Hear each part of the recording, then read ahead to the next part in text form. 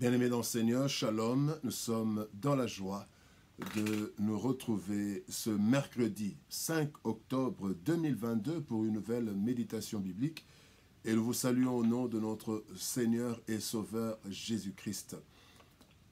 Nous allons lire un texte dans l'Évangile selon Matthieu. Nous lirons le chapitre 6, les versets 14 et 15. Matthieu 6, 14 et 15, voici ce que déclarent les Écritures. Si vous pardonnez aux hommes leurs offenses, votre Père céleste vous pardonnera aussi. Mais si vous ne pardonnez pas aux hommes, votre Père ne vous pardonnera pas non plus vos offenses. Le prix du pardon. Le prix du pardon, tel est le thème de notre méditation de ce mercredi 5 octobre 2022. Bien-aimés dans le Seigneur, le pardon est un des concepts les plus complexes. Il est indispensable pour la vie sur cette terre.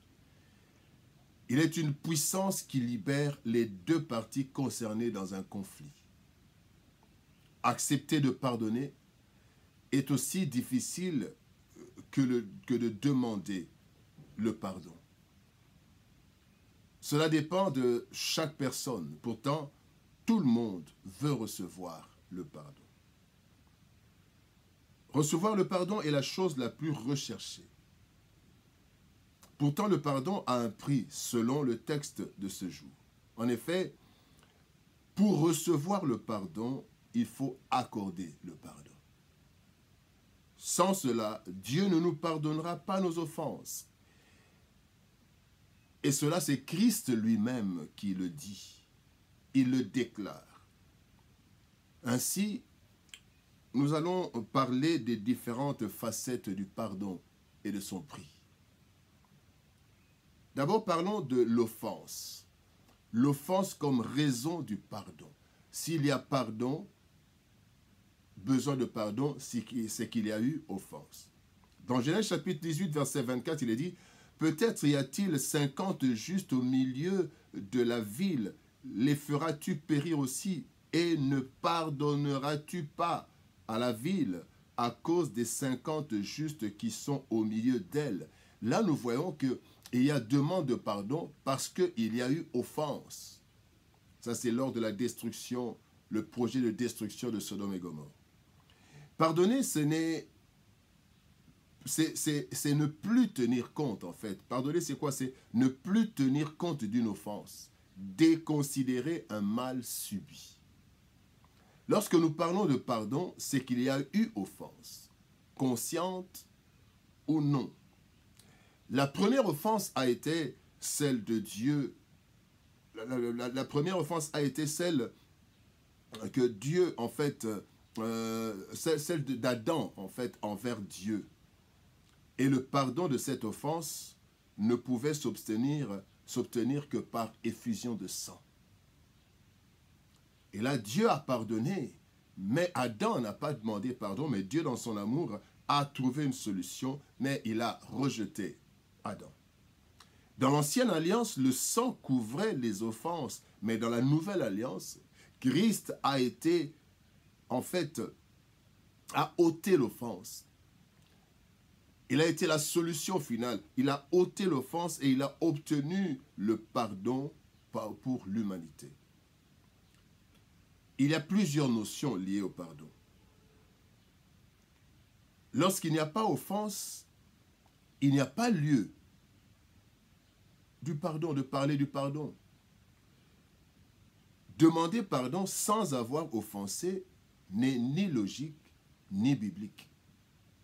Cependant, il y a des personnes qui offensent sans en être conscientes. Dans ce cas, nous pouvons présenter des excuses ou demander le pardon à leur place. C'est ainsi que Christ, par exemple, demande dans Luc chapitre 23, verset 24, Christ dit « Père, pardonne-leur car ils ne savent pas ce qu'ils font. » En fait, ils étaient inconscients.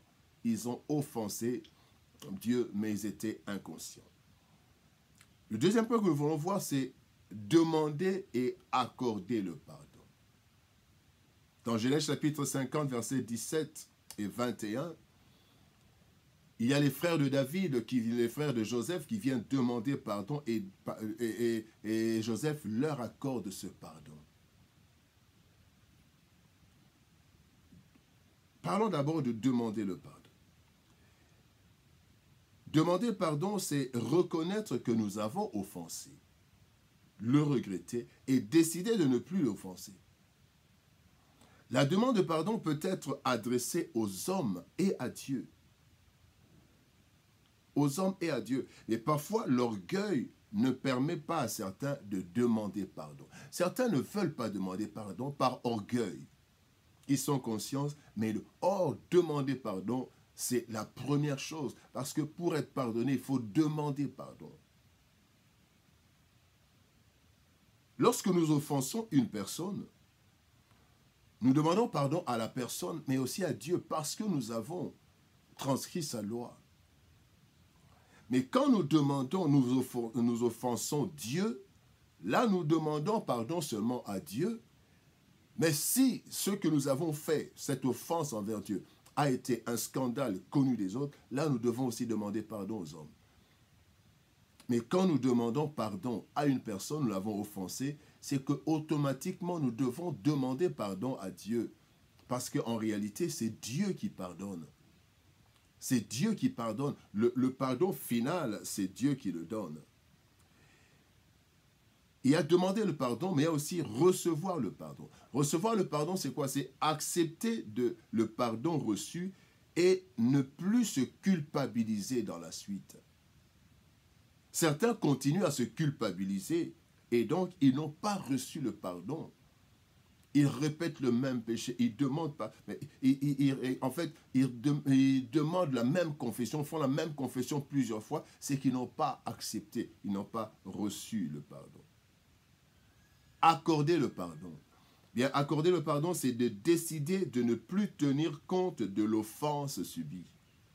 Cela est difficile dans certains cas et plusieurs refusent de pardonner selon l'offense qu'ils ont subie. Nous devons être en mesure de demander pardon.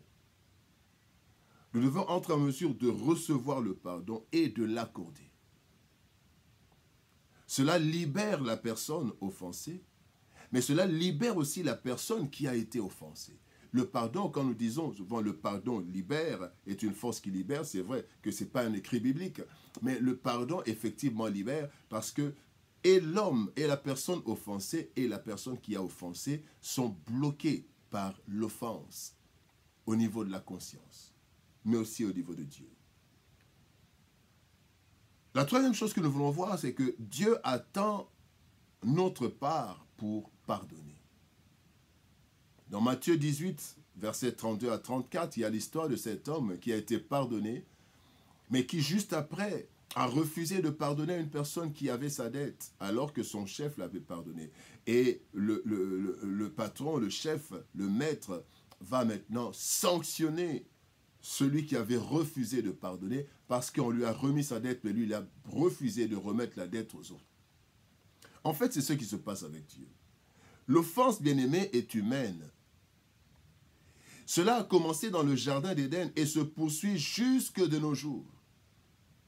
La Bible dit dans 1 Jean chapitre 1er, verset 8, « Si nous disons que nous n'avons pas de péché, nous nous séduisons nous-mêmes et la vérité n'est point en nous. » Et Jacques dit que nous branchons tous de plusieurs manières dans Jacques chapitre 3, verset 2. L'offense étant humaine, bien-aimés, il est clair que nous sommes tous offenseurs et offensés. Ça dépend des temps. Nous sommes tous des offensés parce que nous serons offensés. Nous sommes tous offenseurs parce que nous allons offenser. Eh bien, l'offense étant humaine et inévitable, tant que nous serons dans ce corps corruptible et corrompu, son seul remède accessible à tous, c'est le pardon. Nous devons être tous capables de pardonner et de demander pardon. Si nous ne le faisons pas, Dieu est le seul Dieu qui est le seul à ne jamais offenser, eh bien Dieu ne va pas nous pardonner. Et il le dit clairement.